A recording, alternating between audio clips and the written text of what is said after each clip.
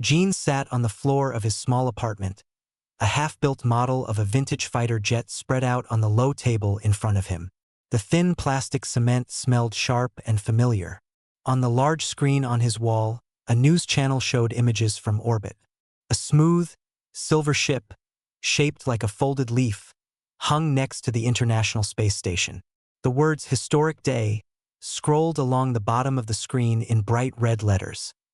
This was the day the Galactic Consensus officially welcomed humanity into its community. For most people, it was a day of pure celebration. For Jean, it was complicated. He had been a logistics specialist in the military. His job was to make sure the right things got to the right place at the right time.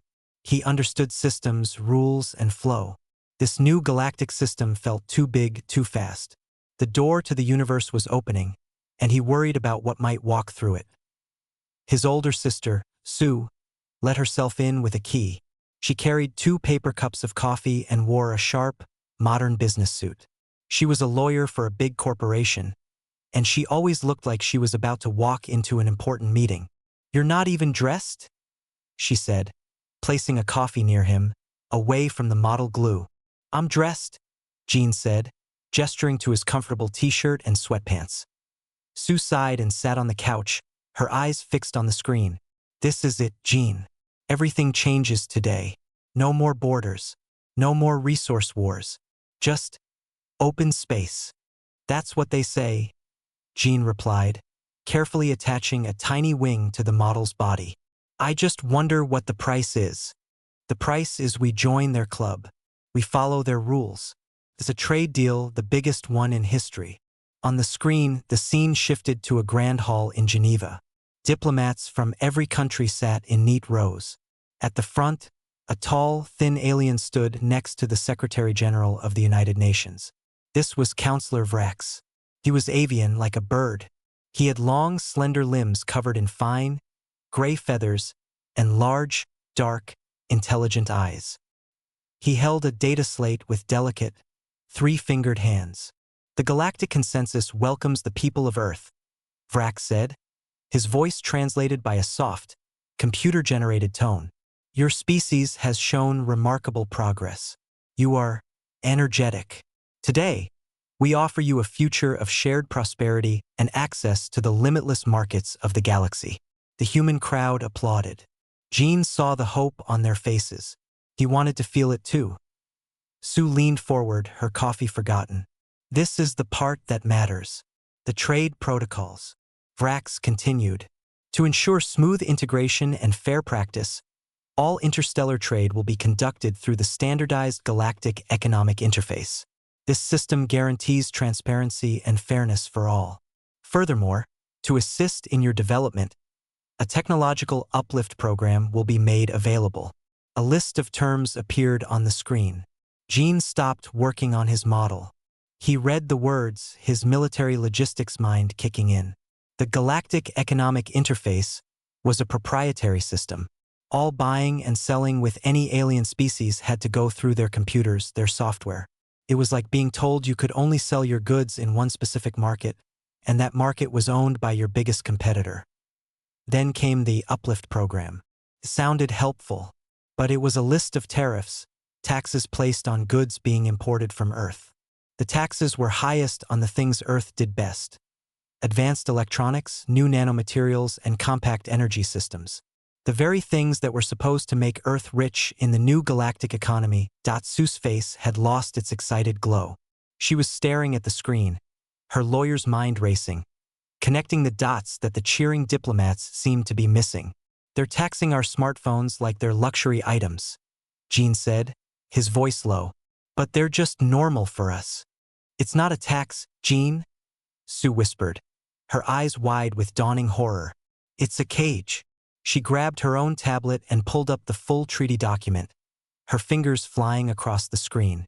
"Look, the interface fee is 20% of the value of any transaction. 20%, just to use their system. Then the uplift tariff on our processors is another 40%. On our battery tech, it's 50%. By the time one of our best solar cells gets to an alien buyer, its price has more than doubled. No one will buy it. They can undercut us with their own, cheaper versions. Jean understood now. It was a trap perfectly designed. The Galactics hadn't banned human goods. They hadn't said no. They had just written the rules of the game so that Earth could never win. On the screen, Counselor Vrax was finishing his speech. We look forward to a long and prosperous partnership with humanity. Your vibrant and unique culture will be a welcome addition to the galactic consensus. The camera showed him shaking hands with the human leader. The alien's expression was unreadable, but to Jean, it looked like the patient smile of a teacher dealing with a slow child. Sue threw her tablet onto the couch cushion. It bounced softly. They played us. They saw we were advancing too fast in certain areas. They couldn't stop us, so they made it economically impossible for us to compete. We can't sell our best products. We'll be stuck selling them raw materials, metals, water, maybe some basic chemicals. We'll be a mining colony, not a partner. Jean looked at the model in his hands. He had been carefully following the instructions, putting each piece in its designated place. The galactic consensus had given humanity a set of instructions, a treaty that looked like a path to the stars. But if you followed it exactly, you ended up with your wings clipped, forever grounded. The celebration in the street below his apartment began to grow. He could hear people cheering, car horns honking in joy. They were celebrating their new future. Jean put the model airplane down. The tiny wing was perfectly attached, but the plane would never fly. It was just a plastic toy. He looked at his sister. The hope was gone from her face, replaced by a cold, sharp anger. She was already thinking of a way out, a legal argument, a loophole. They haven't banned our goods, she said again, her voice now firm and resolved. They've just made it impossible to sell them at a profit. They're turning us into a client state before we even leave the dock. Outside, the party for all of humanity was just beginning. But inside Jin's small apartment, the first quiet, desperate battle for Earth's future had already started. The celebration in the streets of Seoul lasted for days. But inside Jin's apartment, the mood was quiet. The screen was off. The model airplane sat unfinished on the table, a silent reminder of a future that now felt broken. Sue was practically living there, her sleek work suits replaced by comfortable clothes. Her tablet was always with her, its screen covered in complex legal documents and economic charts. She was searching for a way out, a clause in the treaty they could use. "There's nothing," she said one evening, her voice tired. She pushed the tablet away. "The trade section is a perfect trap. It's all about their technology, their systems. We can't win on their field." Jean was cooking rice. It was a simple, methodical task. "So what's left?" he asked. Sue leaned back, staring at the ceiling. "Culture." Jean looked over, a spoon in his hand. "Culture? Like music and art. It's the only part of the treaty they didn't lock down with tariffs and fees," Sue explained. "There's a whole section on cultural exchange and appreciation. Each species shares its most valued cultural artifacts. It's supposed to build friendship." "You think friendship will save our economy?" Jean asked, doubt clear in his voice. "No," Sue said, a sharp glint in her eye. "But prestige might. If our culture is seen as valuable, it gives us leverage. It changes the conversation. Right now, they see us as clever animals. We need them to see us as equals." A few weeks later, the first galactic cultural exchange began. It was broadcast across the entire planet. The main event was held in a beautiful neutral space station, a gift from the galactic consensus. The aliens went first. A species called the Veln presented a symphony of light. There were no instruments. The musicians stood in a circle, and from their hands, they wove strands of colored light into the air. The lights danced and intertwined, creating shapes and patterns that told a story of stars being born. The music was a soft, humming sound that seemed to come from inside your own head. It was beautiful, and it was utterly alien. Next, the tall, bird-like species of Counselor Vrax, the Kthar, shared a philosophical text. It was a complex mathematical proof about the nature of peace and cosmic harmony. It was read aloud by a translator, but the concepts were so advanced that most human scientists struggled to understand it. The humans presented their best. They sent digital files of the Mona Lisa. They played a recording of a full orchestra performing Beethoven's Fifth Symphony. They shared the complete works of Shakespeare. The human commentators on the broadcast were hopeful. "This will show them the depth of our soul," one said proudly. The reaction from the galactic diplomats was polite, but cold. A Veln diplomat was interviewed. "The single static image of the human female is curious," it said, its voice a series of soft chimes. "But it lacks dynamic resonance. It does not change. It does not breathe." Akhtar, one of Rax's aides, commented on the music. "The organized sound waves show a basic understanding of pattern and repetition. It is loud." As for Shakespeare, the summary from the Galactic Cultural Minister was a crushing blow. "The narratives are biologically simplistic. The emotional conflicts, love, jealousy, ambition, are common in pre-joined species. The language is inefficient. The message was clear. Humanity's greatest artistic achievements were seen as primitive. They were toys for children." In his apartment, Gene turned off the screen. He couldn't watch anymore. The feeling of shame was heavy in the room. It was one thing to be outsmarted in trade. It was another to be told your entire history of art and thought was worthless. Sue was furious. She paced the length of the small living room. "They don't understand any of it. How can they not see it? The emotion in her smile? The power in the music. Their emotions are different, maybe," Jean said quietly. "Their light show was beautiful, but it didn't make me feel anything. It was just a show." "That's the problem," Sue said, stopping her pacing. "We're not speaking the same language. We're trying to show them a sunset by describing the color red to someone who has been blind their whole life." The failure of the cultural exchange was a disaster for Earth's morale. The brief hope from the treaty signing vanished, replaced by a grim acceptance. The news channels stopped talking about a bright future and started talking about economic restructuring and adjusting to our new galactic role. It was a polite way of saying they were giving up. The UN committee in charge of the cultural exchange was desperate. They had put all their faith in the old masters of art and music, and it had failed. They started looking for anything at all that was uniquely human. They sent out requests to scientists, historians, and anthropologists. They were looking for the thing the Galactics had missed. Meanwhile, life went on. Gene got a job at a large shipping warehouse on the outskirts of the city. His logistics experience was useful for organizing ground transport. It was boring work, moving boxes of electronics that were now too expensive to sell to the stars. It felt like going backwards. One day, he was walking home from the train station. He passed the small shop of an old woman who sold homemade kimchi and other fermented foods. The sharp, tangy smell filled the air. It was a smell he knew from his childhood, from his grandmother's kitchen. It was a strong, living smell. He saw a group of off-world visitors, some short, reptilian-looking aliens, walk past the shop. They stopped suddenly, their heads twitching. One of them made a gagging motion and they hurried away, clearly offended by the smell. Gene didn't think much of it. It was just another small moment in a world that was getting stranger every day. But in an office in Taejun, that same smell was about to become very important. A low-level bureaucrat, sorting through reports on unique human biological processes, found a research paper. It was about the complex microbial ecosystems in traditional fermented foods. The paper was written by a food scientist named Hannah. The bureaucrat, having no other leads, flagged it for the desperate cultural committee. It was a long shot, but they had nothing left to lose. Hannah wiped her forehead with the back of her sleeve, leaving a small smudge of flour. The air in her small, government-issued lab was warm and humid, smelling strongly of steamed rice and yeast. She was checking on a new batch of nuruk, the traditional Korean fermentation starter. This was her world.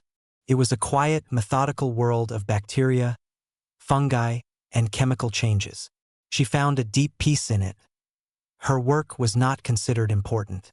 Her funding was always the first to be cut. Her reports on microbial diversity in kimchi were read by maybe a dozen other scientists in the entire world. She was fine with that. She believed in the work. She believed that these tiny, living communities held secrets about health, flavor, and even history. The lab phone rang, a sharp, old-fashioned sound that made her jump. No one ever called her here. She picked it up. Food Science Lab, Hannah speaking. The voice on the other end was formal and stiff. Doktor kim Hannah? This is the Office of Interstellar Relations.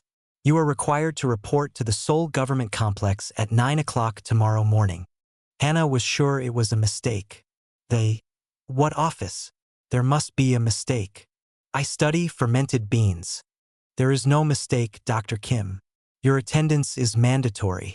You will be briefed upon arrival. The line went dead. Hannah held the phone for a long moment, her heart beating fast. The government complex? That was where the president worked. What could they possibly want with her? The next morning, she put on her best suit, a simple, slightly outdated outfit she wore for conferences. The train ride to Seoul felt long and anxious. She arrived at the huge, imposing glass building. She was escorted by a silent guard through shiny hallways to a secure conference room. Inside, 2 men were waiting. One was a military man. He had a straight back, a short haircut, and a severe look on his face. The other was a nervous-looking man in a gray suit, who kept adjusting his glasses. Dr. Kim, the military man said. He did not introduce himself. Sit down. Hannah sat, her hands folded tightly in her lap. The man in the gray suit spoke. Dr. Kim, we have read your paper. The one about the little creatures in the spicy cabbage. Kimchi. Hannah corrected him softly. And yes, the microbial ecosystem is very complex. It's a symbiotic community of... The military man cut her off. We don't need the science lesson, doctor. We need you to make some. The best you have ever made. Hannah was confused. Why? The galactic consensus. The nervous man said, wringing his hands. The cultural exchange was it was a failure. They didn't like our art. They didn't like our music. We are looking for other options. Other things that are uniquely human. And you think kimchi is the answer? Hannah asked, disbelief in her voice. We are out of answers, doctor. The military man said, his voice flat. This is a matter of planetary interest. We need you to prepare samples of your most complex, most microbially diverse fermented foods. Kimchi, the soybean paste, the hot pepper paste, whatever you have. Hannah felt a wave of panic. But you don't understand. This isn't something you just make in a day. It's not a chemical formula. It's a living process. The best kimchi uses old, family starter cultures. The best doenjang is aged for years in traditional clay pots. The environment matters. The air matters. It's alive. The 2 men looked at each other. The military man's eyes narrowed. Alive? Yes, Hannah said, gaining a little confidence. That's the whole point. The flavors come from the life inside it.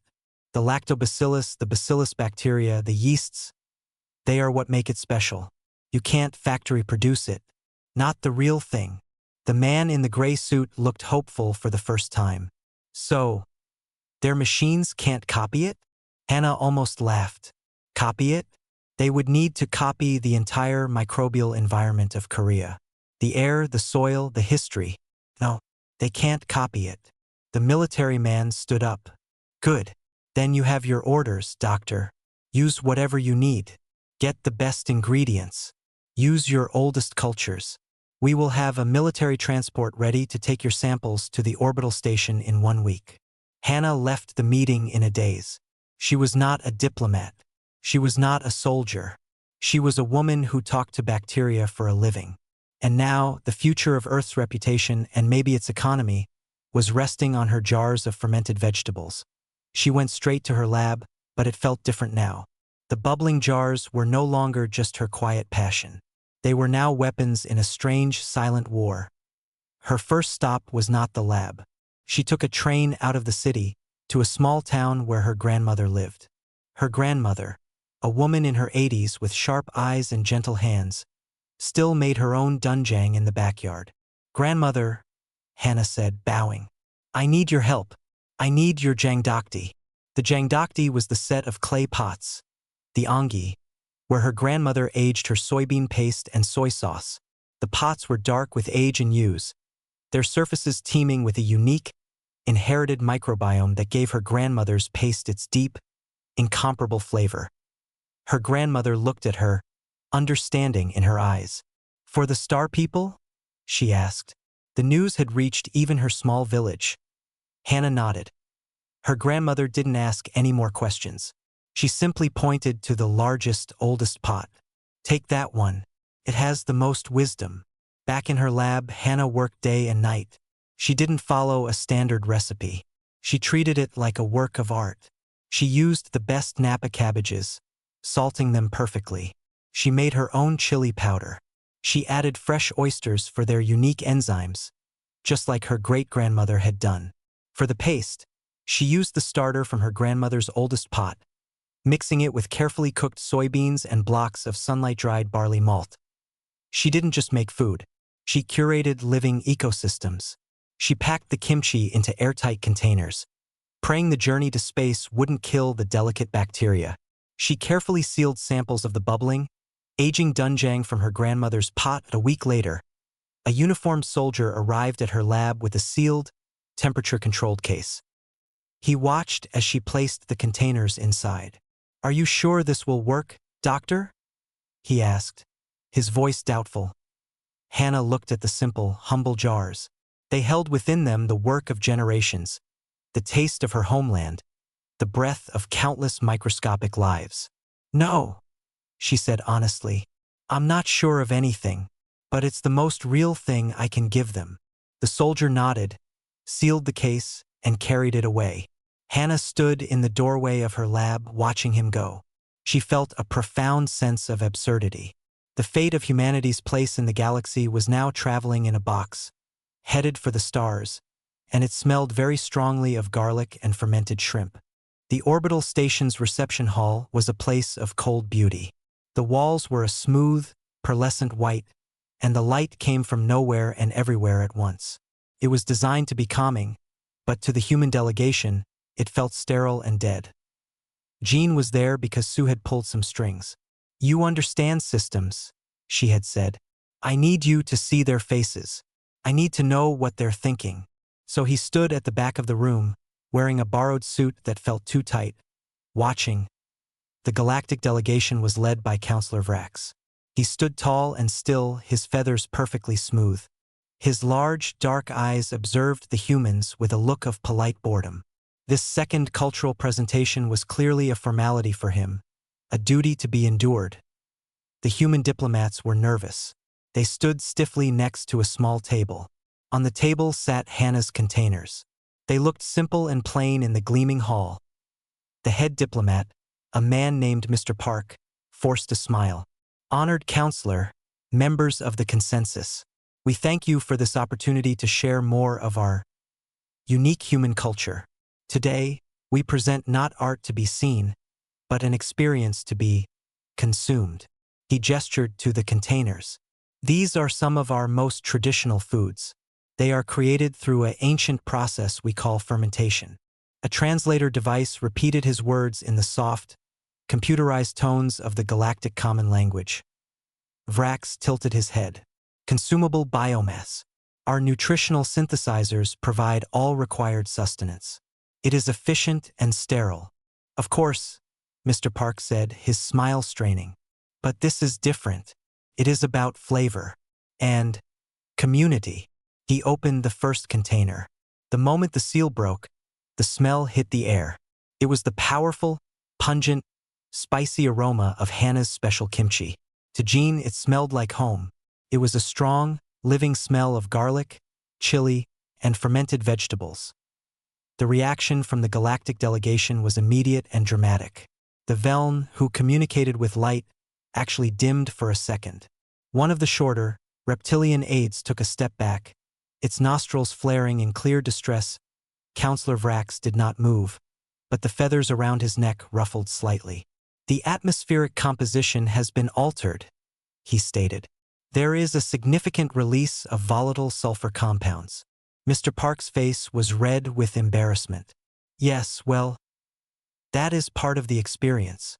He gestured for an aide to bring out small, elegant plates. A server, wearing gloves, carefully placed a small, red piece of cabbage on each plate. The plates were then carried to the alien delegates. They all looked at Vrax, waiting for him to take the first, whatever he was going to do. Vrax looked down at the vibrant red vegetable on the white plate. He did not pick it up. Instead, he produced a small silver wand from his robe. He pointed it at the kimchi. The wand glowed for a moment. A preliminary scan indicates a complex microbial ecosystem, he announced, his tone clinical. The biomass is teeming with prokaryotic life forms. You are suggesting we ingest this? It is perfectly safe for humans, Mr. Park said quickly. In fact, the bacteria are beneficial to our health. Vrax looked deeply unimpressed. He seemed to come to a decision. This was clearly a test of his diplomatic fortitude. With a look of profound resignation, he used a delicate, two-pronged utensil to pick up the piece of kimchi. He brought it slowly towards his beak-like mouth. The entire room was silent. The human diplomats held their breath. Jean clenched his fists. Vrax placed the kimchi in his mouth. For a second, nothing happened. He was still. Then his whole body went rigid. His large, dark eyes widened. The feathers on his head and neck stood fully on end, making him look twice his size. He made a small, choked sound. Jin's heart sank. It was a disaster. The food was poison to them. They had offended the most important alien in the room. But Vrax did not spit it out. He did not collapse. He stood there, frozen, his body trembling slightly. The other aliens watched him, concerned and confused. Slowly, very slowly, Vrax's posture changed. The rigidity melted away. His feathers settled, but not into their previous smooth order. They were soft, almost relaxed. He closed his eyes. When he opened them again, they were different. The cool, superior look was gone. They were wide, full of a deep, shocking wonder. He looked at Mr. Park, and then at the container of kimchi. What is that?" he whispered. The translator struggled with the emotion in his voice. It is kimchi, counselor," Mr. Park stammered, completely lost. "The sensation," Vrax said, his voice distant. "It is a cascade. First a sharp, piercing signal, then a spreading warmth, a complexity of inputs, sour, salty, spicy, a deep savory note. They do not simply register. They interact. They create a pattern, a narrative on the palate." He pointed a trembling finger at the container. "More. I must understand this." The server, shocked, quickly gave him another piece. Vrax ate it, this time with less hesitation. He chewed slowly, his eyes closed again in concentration. "The microorganisms," he murmured. "They are not contaminants. They are the artists. They are creating the sensation as I consume it. It is alive." He then noticed the other container. "What is in there?" "That is doenjang," Mr. Park said, his confidence returning slightly. "A fermented soybean paste. Prepare a sample," Vrax commanded. The doenjang was served. It was a thick, brown paste. It didn't smell as strong as the kimchi, but its aroma was deep and earthy. Vrax tasted it. His reaction was even more profound. A low, humming sound came from his throat, a sound the translator did not even try to interpret. It was pure, raw feeling. "This is different," he said, his voice full of awe. "It is not a cascade. It is a slow revelation, a deep, expanding warmth. Feels ancient. It has depth. It has memory." He looked at the human delegation, his earlier condescension completely shattered. "Your nutritional synthesizers. They provide sustenance. They give the body what it needs. But this," he gestured to the simple containers. "This gives the mind what it didn't know it was missing. This is not food. This is a sensory experience module of the highest complexity." The other aliens, seeing their leader's transformation, now eagerly reached for their own samples. The hall, once so quiet and formal, was filled with soft sounds of surprise and wonder. The humans watched, stunned, as the most advanced beings in the local galaxy discovered, for the very first time, what it meant to have a taste bud truly awakened. Gene stood at the back of the room, a slow smile spreading across his face. He looked at the humble clay pot that held the dunjang. It was the same kind of pot his grandmother had kept on her balcony.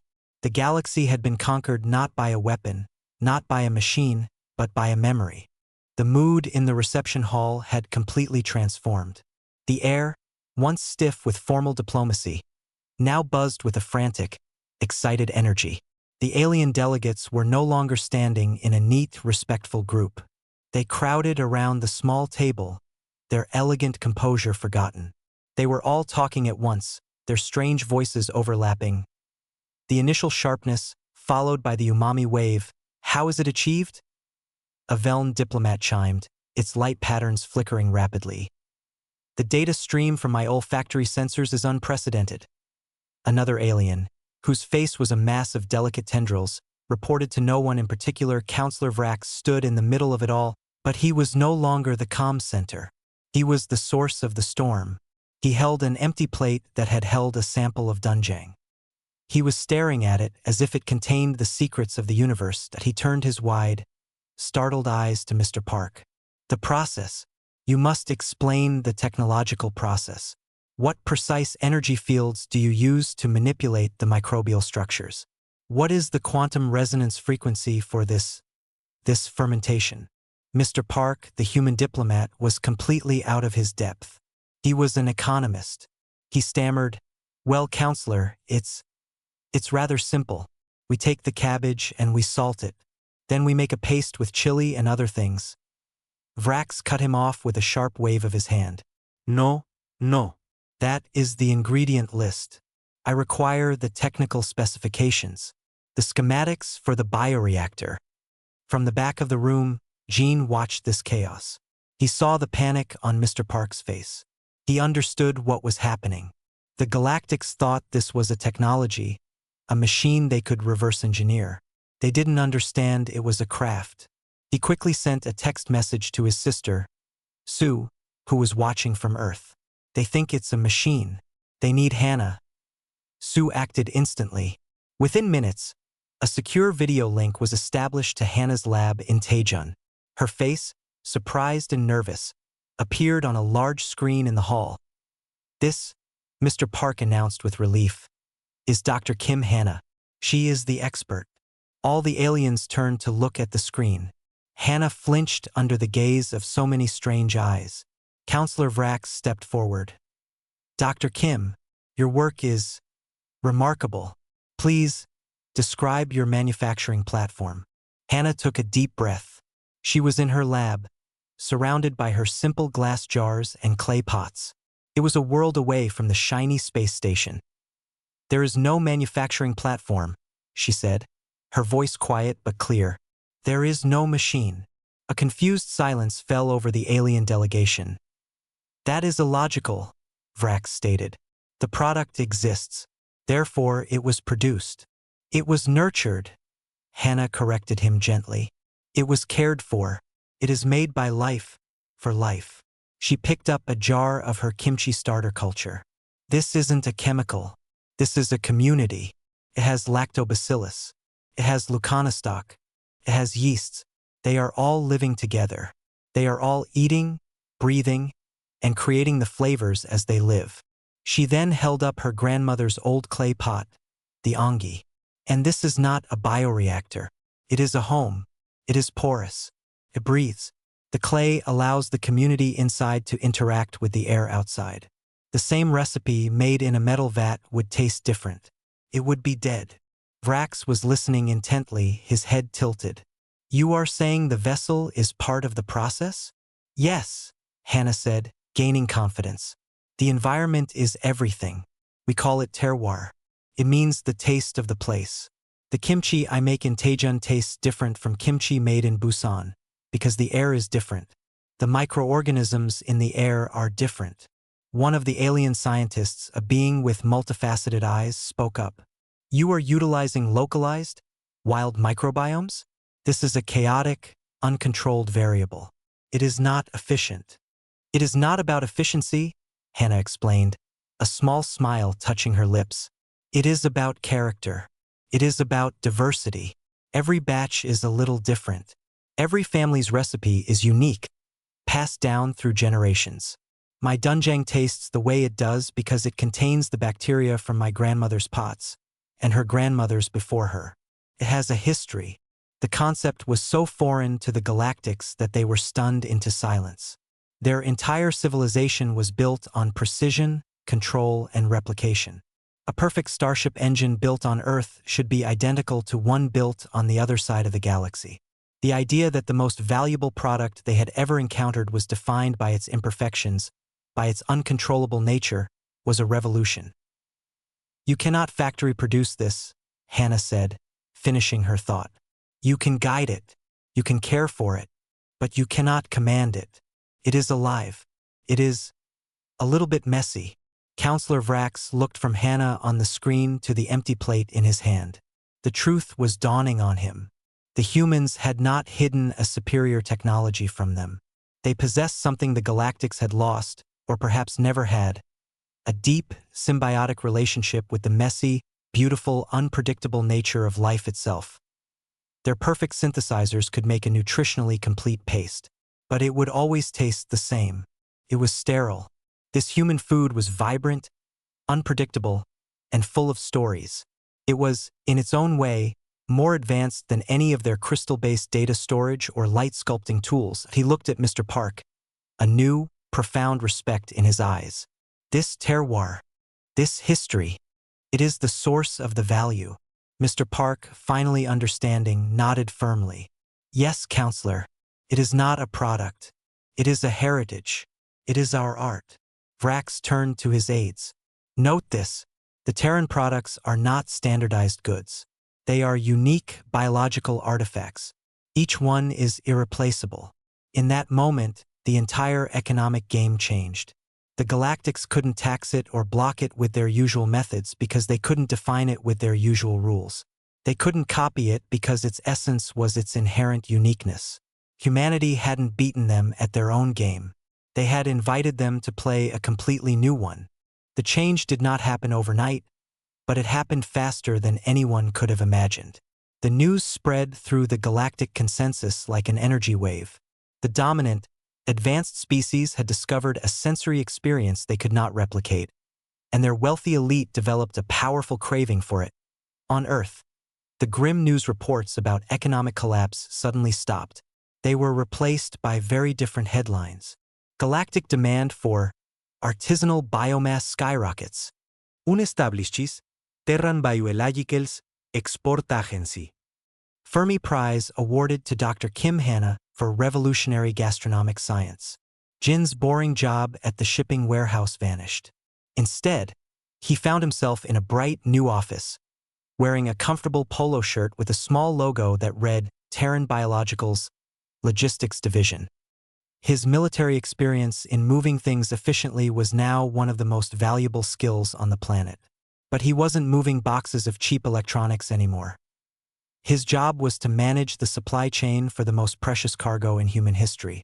He coordinated with a network of local farms for the best Napa cabbages and soybeans. He worked with a team of engineers to design special, breathable shipping containers that acted like portable ongi pots, keeping the microbial cultures alive and active during their journey to the stars. The most delicate shipments, the prize starter cultures and the aged doenjang from Hannah's grandmother's pot, were treated with the care of ancient religious relics. They were transported in armored vehicles with climate control so precise it could mimic a cool Korean autumn day. Sue, meanwhile, was in her element. Her sharp, legal mind was no longer looking for loopholes in a bad treaty. She was drafting the new treaties. She sat across from teams of flustered galactic lawyers who were completely unprepared for concepts like biological intellectual property and microbial terroir rights. You cannot simply copy the Lactobacillus kimchii strain, she would say, her voice calm but firm. It is a product of a specific geographical location and human cultural practice. It is protected. If you wish to sell it, you will pay a licensing fee to the people of Korea. The Galactics, who understood patents on machines but not on life, were utterly defeated. The technological uplift tariffs on human electronics were quietly removed. It was no longer necessary. Earth didn't need to sell cheap phones to the galaxy. It was selling something they wanted far more. Hannah became the most famous scientist on Earth, but she hated the attention. She refused to leave her lab for a fancy office. She became the head of the Terran Biologicals Quality Committee. Her job was to certify that the kimchi and doenjang being sent into space met the standard. It wasn't just about taste. It was about the living microbiome.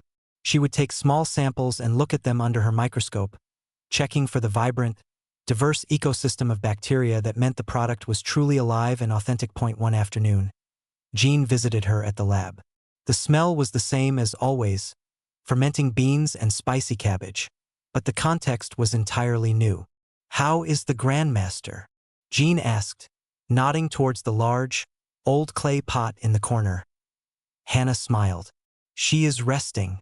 That batch is for the Kthar High Council. Counselor Vrax personally requested it. He says it aids his contemplative processes." Jean shook his head in wonder. He looked out the window. In the distance, a sleek, galactic freighter was lifting off from a newly built spaceport. Its cargo hold wasn't filled with minerals or metals. It was filled with carefully packed ceramic pots, glass jars, and sealed cultures of bacteria. "It's still hard to believe," he said. "All of this, because of something my grandmother used to make for lunch." "It was always here," Hannah said, joining him at the window. "We just forgot how special it was because it was normal for us. The Galactics showed us the value of our own traditions." That evening, Jean met Sue for dinner at a busy street food stall. They ate hot, sizzling pork and drank beer. The mood in the city was light and hopeful again. "So," Jean said, "we're not a client state anymore?" Sue took a long drink of her beer. "Not even close. We're a premium brand. The treaty has been completely renegotiated. We now have one of the strongest economies in the local arm of the galaxy. All thanks to—" She gestured with her chopsticks at the small plate of kimchi served as a side dish with their meal. Jean picked up a piece of the spicy cabbage and ate it. The flavors were sharp, tangy, and complex. It was the taste of his childhood, the taste of his home. Now, it was also the taste of Earth's freedom and prosperity. He thought about the perfect, sterile halls of the Galactic Station. He thought about Counselor Vrax, whose entire worldview had been shaken by a single bite. Humanity hadn't won by building a bigger ship or a more powerful weapon. They had won by sharing a part of their soul, a part they hadn't even known was their greatest treasure. The future was no longer a scary, unknown thing. It was strange, yes, it was weird, but it was theirs. And as he looked at the happy, bustling people in the street, and the lights of the starships taking Earth's oldest traditions to the cosmos, he knew it was a future they had built for themselves.